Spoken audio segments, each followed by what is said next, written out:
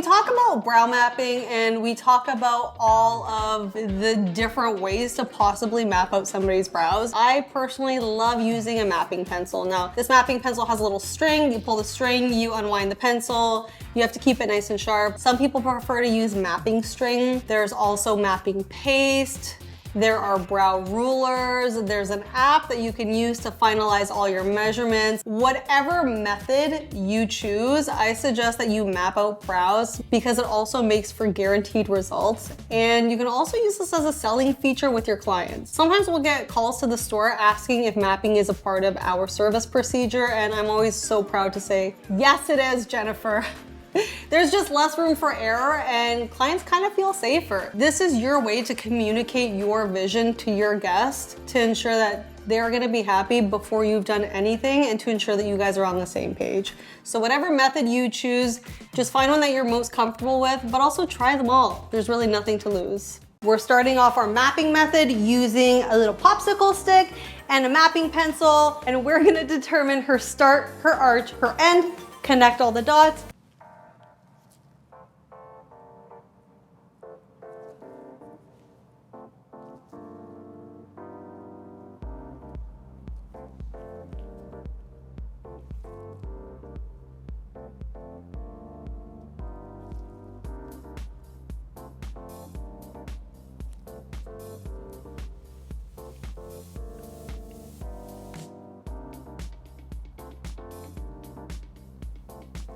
You'll also notice too that Catherine is a bit sparser in her tails, and while Catherine's face length doesn't require a very long tail, it's still important that she doesn't have little chocolate bars for eyebrows. That's kind of the vibe I get when I have an eyebrow that's too thick with no tail. It looks stumpy. Now I'm using the iris of Catherine's eyes to determine how far out I want her arches. Again, being a longer face length, I don't need for those arches to be so centered. Having a bit more of a centered arch is going to elongate the face shape, whereas on Catherine, we want to create width.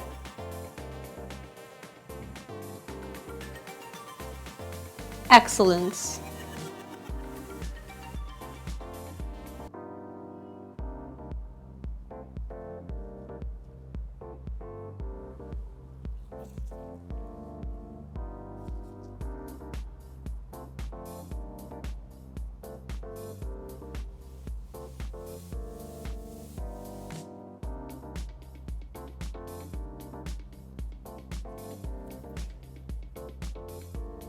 So I've created that beautiful little shelf that my eyebrow is gonna sit on, and now we map at the top. Remember to keep the head of the brow the fullest part, and then we go parallel to the arch and taper off at the tail.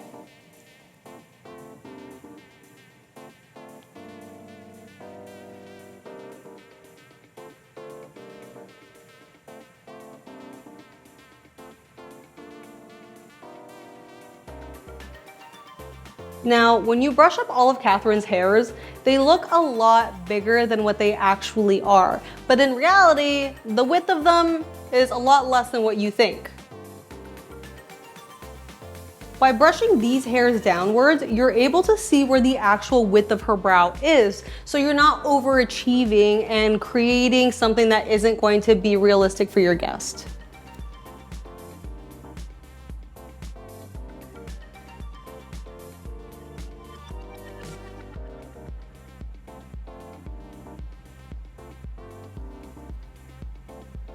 Catherine, how do you like to style your brows on a regular? Just with a little brow gel. And do you fill them in at all ever? Just the center.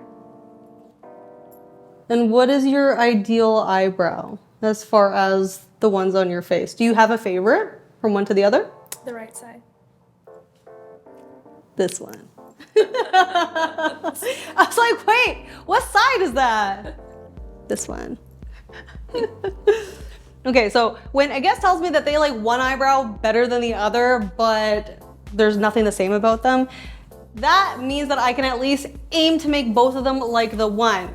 As I've mentioned in the previous videos, sometimes you have to meet both brows halfway if one can't completely go up as high as the other one, or maybe the other one can't come as low as the other one.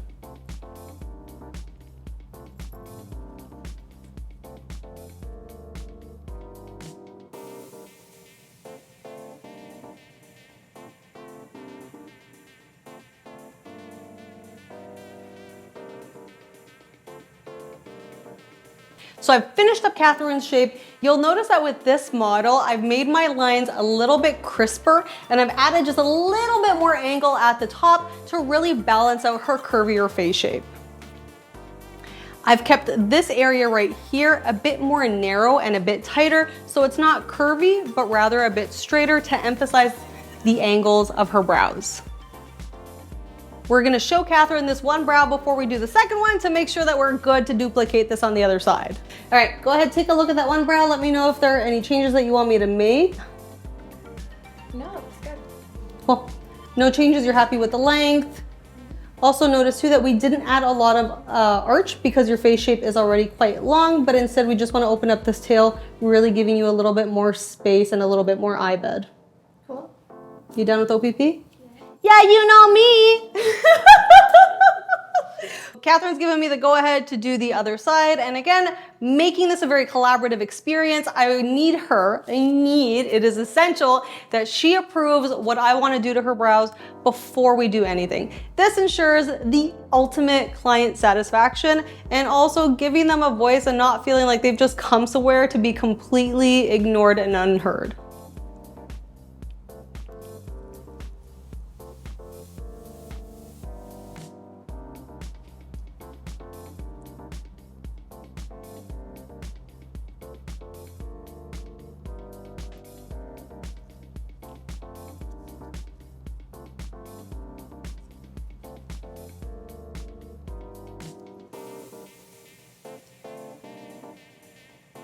If you have a guest who wonders, are my eyebrows gonna be this thick? Are they going to be this boxed or this close together? Assure your guests that it's just the map and that they're not gonna turn out this crazy or this boxy. It's simply there as a guideline to show your guests everything that you're removing and everything you're keeping for their peace of mind.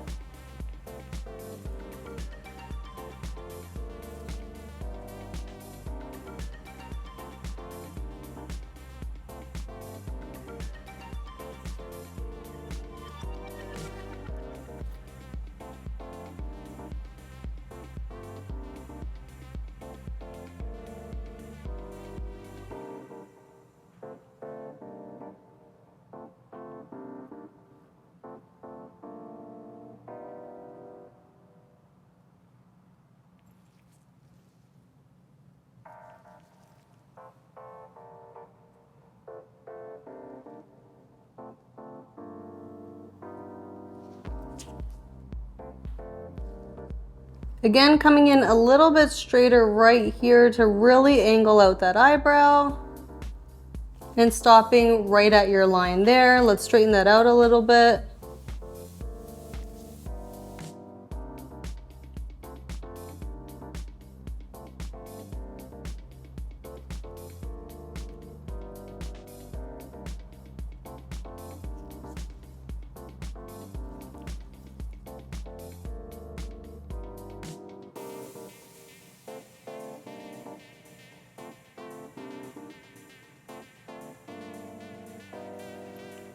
And I'm just gonna adjust that top arch right there to ensure that it's a bit further back versus it being a bit more centered. C'est magnifique art. That's a lot to draw through, and that's okay because that's why Catherine's here. So we're gonna get this map approved by Catherine, and then we're going to jump right into trimming because my mouth is watering and I cannot contain it anymore.